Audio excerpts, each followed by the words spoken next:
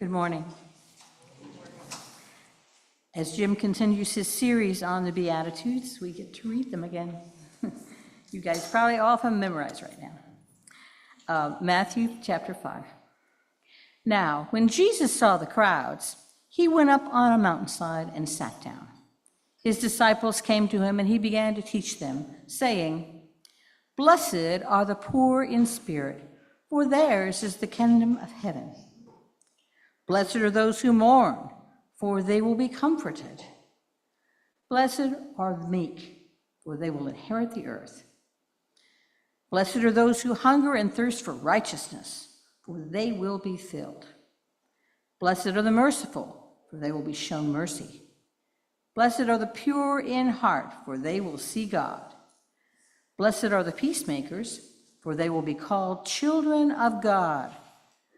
Blessed are those who are persecuted because of righteousness, for theirs is the kingdom of heaven. Blessed are you when people insult you, persecute you, and falsely say all kinds of evil against you because of me. Rejoice and be glad, because great is your reward in heaven. For in the same way, they persecuted the prophets who were before you." Ancient words for present-day consideration.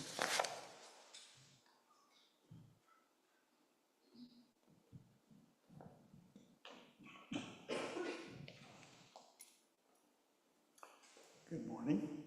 Thank you all for being here. It's good to see everybody. Well, we're walking through the Sermon on the Mount. It's going to take a while. But with all the things happening in the world, it feels to me like getting back to square one is something really important, particularly in a country where Christian nationalism exists. The problem with messages of hate, of judgment, is that they're contagious. And the easiest thing for us to do is to fall into a kind of counter anger. There are times to oppose oppression directly, but what is the difference between political activism and spiritual activism? That's what I want to ask. I want to ask what followers of Jesus, are we at all different than just well-meaning progressives? There's obviously an overlap, but do we bring anything unique to the struggle for human rights? I believe the Sermon on the Mount was a kind of recipe for a kind of humanistic understanding, a universal understanding of the world. That's not usually the way it gets presented. We're the good team, everybody else is the bad team. And we can see what that's doing to the world. That we need to look at the Sermon on the Mount and go deeper into love, and not so deeply into sectarian religion, because the world needs lovers. Now, we may have to go into the conflict. We may oppose other people, but it's critically important that that happen out of a love and universal principles, not simply reactive anger. See if you agree with me or not. We're going to be looking at a text from the Hebrew. Whenever you see the 4 letters, that's the sacred name. They didn't say that directly. They would put in some of the religious formula. So I'll listen to what you have to say, O Holy One. A voice that speaks of peace. The word for peace in Hebrew, as you may know, doesn't just mean an absence of war. It includes justice. It's everybody getting their needs met. That's what peace is. So a ghetto is not peace. Occupation is not peace. A voice that speaks of peace, peace for your people and your friends, so long as they don't return to their folly. Your salvation is near for those who revere you, and your glory will dwell in our land. Love and faithfulness have met. That Hebrew word for love is chesed. It's all through the Jewish scriptures. But you can't always see that in English because it gets translated a lot of different ways. A lot of people think that the Christian Testament is loving and the Jewish scriptures are judgmental and hateful. Judaism has nothing that's equivalent to hell, right? There's no aspect of Judaism that is as cruel as the idea of universal punishment, eternal punishment. So we need to maybe cut a little slack there. And faithfulness, the word is emet there, and it means truth too, but it's something you can trust. The word for faith and truth are very similar. Love and faithfulness have met. Justice and peace have embraced. And that's sometimes translated literally as a kiss. Justice and peace have kissed. That's going to be our project today, to think, how do peace and justice cohabit? Because we don't want a peace without justice. That's not true peace. We understand that. But as a social justice church, St. Andrews is often approached to take stands on things. People who have no other relationship to St. Andrews will come in and try to get us to take a stand on their issue. And it's usually very good issues. But what is a church? We need to ask that question. What is a church? What is the difference between spiritual activism and just political activism? One of the fears I have for our church, and I stake my career on trying to make this a social justice church. But if it's just a social justice church, it's going to be very sad. Because if we don't have good children's programs, there won't be a future to it. This is it. This is as good as it's going to get. So when you walk out into the hall, one of the things that makes me kind of sad is all of the tables are social justice tables. There's nothing about the children. There's nothing about inner life. If you don't have peace within, how are you going to establish that outside of yourself? So I think we're at a time when we need to kind of broaden our palette a little bit and realize that as much as justice is essential, it's not really the whole ball game. I don't want us to be a cause of the month club. You're just going to ride by our electronic sign. Okay, that's what they're standing for today. Last year it was Yugoslavia. It was Ukraine. Now it's Gaza. Now it's, and those are critically important things.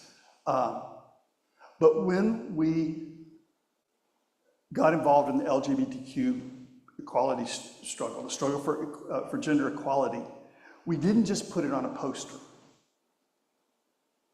I literally risked my job. This church literally risked getting kicked out of the denomination. It was a life. It wasn't just an opinion.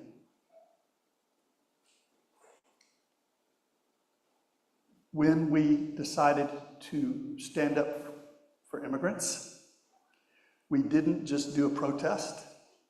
We took a Guatemalan family into the church. They've been here for 8 years, as Ann well knows.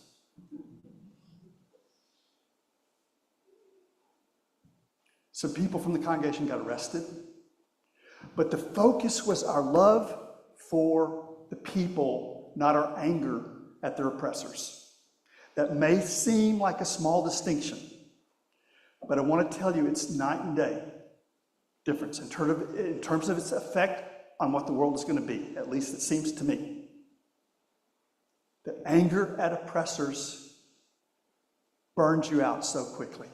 You get tired of looking at one fight after another fight. But standing up for your human family is invigorating. And even if it looks the same to outsiders, I think it's really different.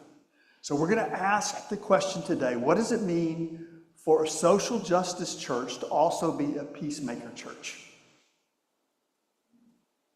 Can we get that balance? I ask the question, what is a church? My answer to that is a church, a Christian church, is a community that learns and teaches the radical and universal love that Jesus taught. I'll say that again.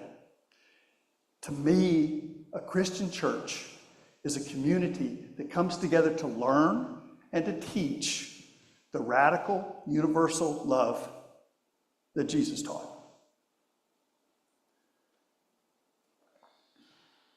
Justice is a part of love, but it's not the whole ball game. And we can get so focused on justice that we lose the love. In the ancient world, there were 4 great virtues: justice, moderation or balance, wisdom, and courage. We need to teach all of that in balance. So if we get tunnel vision for any one of those virtues, we can lose the love that's the foundation of a Christian community. It's such a hard thing to talk about Gaza. First of all, because most Americans don't realize it, but we're probably the most propagandized people in the world. A dictator needs to control people with violence. That doesn't work in a nation that thinks it's a democracy, that thinks it's free, until you try to do something without money. To try to use social media that isn't owned by 3 or 4 people. And realize that our view of American history is absolute propaganda. To realize that the Middle East is impossible to talk about because people don't know what's happened there. If you don't realize that we bombed all these countries around there, and that Israel assumes the right to bomb those countries, we don't realize, it seems like other people are just irrational.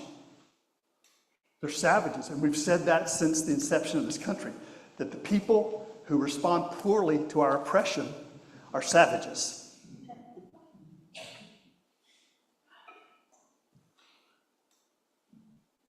But you can understand why somebody of the Jewish tradition would recoil at the word genocide to describe what Israel is doing to the Palestinians. What love can do is think of a synonym. Have you, instead of snagging on one word, to say, okay, if you don't like the word genocide, what about massacre? Right? Because you can't argue with the fact that people are being massacred. Civilians are being bombed. That's unarguable. Right? You can argue about whether this qualifies as genocide according to the Geneva Convention. But you can't argue that people are being killed. Their houses being destroyed, their fields seized. You can argue whether it's an apartheid state, because that's like a South African definition of things. But what you can't argue is that Palestinians are getting their human rights met. You cannot make the argument that human rights, as defined by the Universal Declaration of Human Rights, are given to Palestinian people.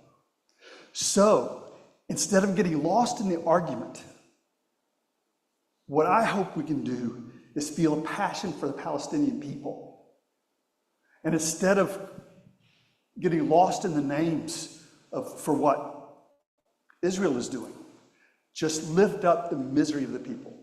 Just lift that up and show that. Which is a better gift to the Palestinian people, to win the argument or to win hearts? We're not in Gaza, we're in the United States. We subsidize a lot of that's happening there.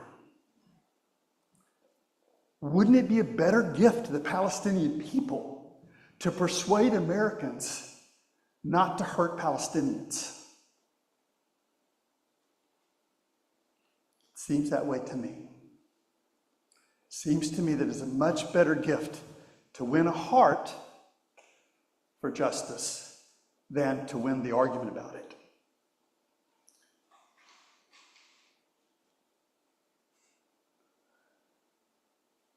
It's very true that there's no love without justice. But for a follower of Jesus, there's no real justice without love. In other words, there's a compassion that's there. We're not just talking about obeying the rules. It's realizing that people are our human family. And so to grieve what's happening to Palestine, to lift that up, I feel like there's much more power in that, and something that you can endure, that you can manifest for a lifetime, as opposed to just an angry struggle. When I try to keep up with the Middle East, and it's not very easy because there's propaganda on every side. Once there's war, there's the fog of war. But I get my direction from human rights activists. I'm not trying to understand all the political ramifications. I want to know who's hurting. I want to know who has rights and who doesn't. I want to know who's safe and who's in danger. Israel's the one country I've ever traveled to. I think I went to Mexico for the eclipse. I didn't go to see Mexico, I went to see the eclipse. But after seminary, I went straight to Israel. And you know what I heard? Little boy raised in Dallas, Texas. Some of my best friends are Palestinians. Now, for me, as a little boy from the South, I could name that tune real quick. And they had commercials saying, having Palestinian children ask Israel to invade. And that was right before one of the most devastating bombing raids that a country's ever known.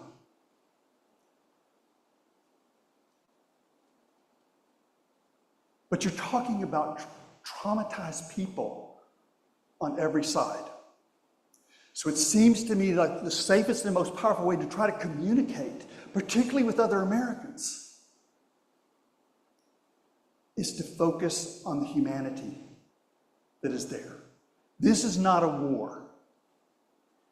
When one side has an air force and the other doesn't, that's not a war. When one side has a standing army and the other lives in caves, that's not a war. Some of Hamas are freedom fighters, some of them are criminals, some of them are terrorists. But you don't bomb civilians to get at criminals. How many of you would be in favor of having bombed Chicago to get at Al Capone?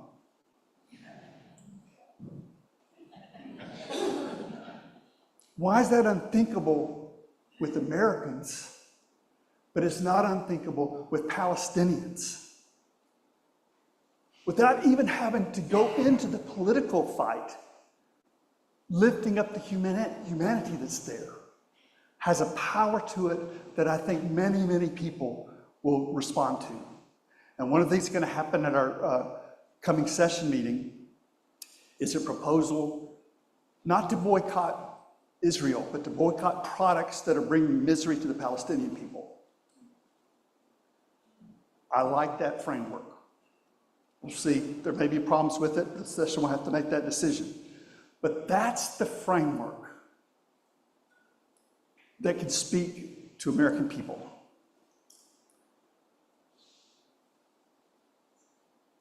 The United States right now is sending bombs and bread.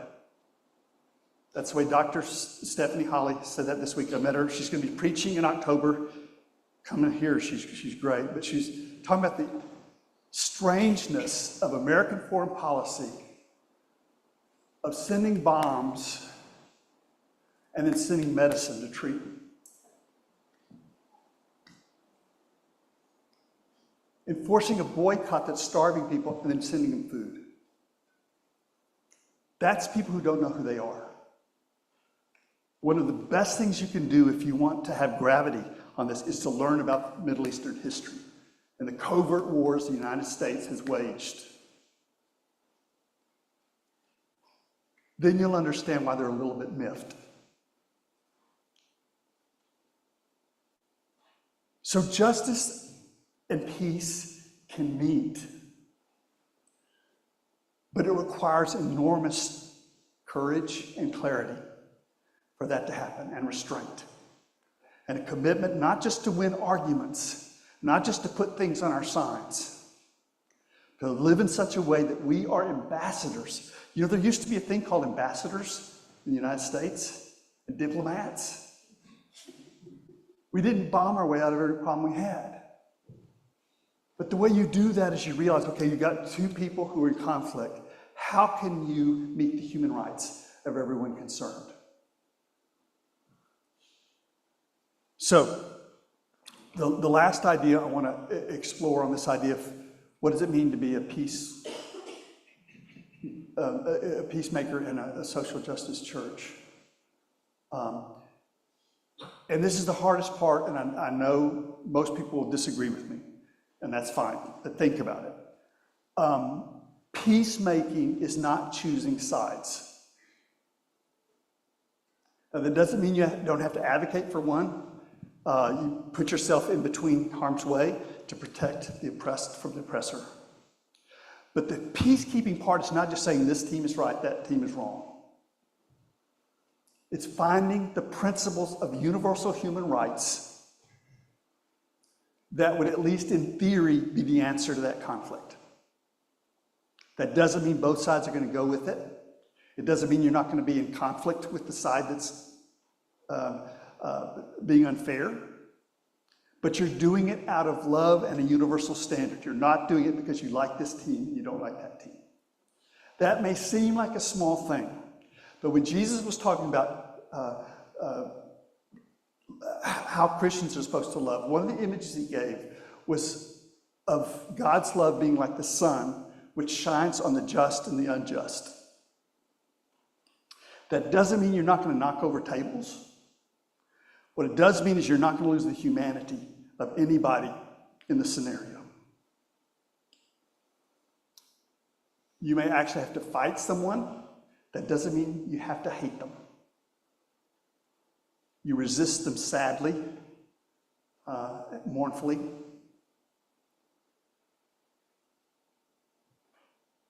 But realize the incredible ferocity of a mother bear does not come because she hates her enemies.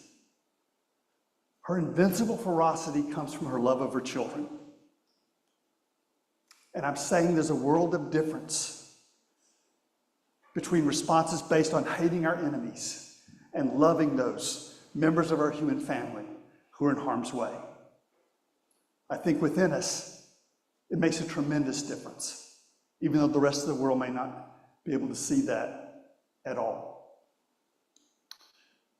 So what we've been looking at today is, what does it mean to be a peacemaker in a social justice church? I can only express my opinion here. I expect there's as many opinions as there are people in this room.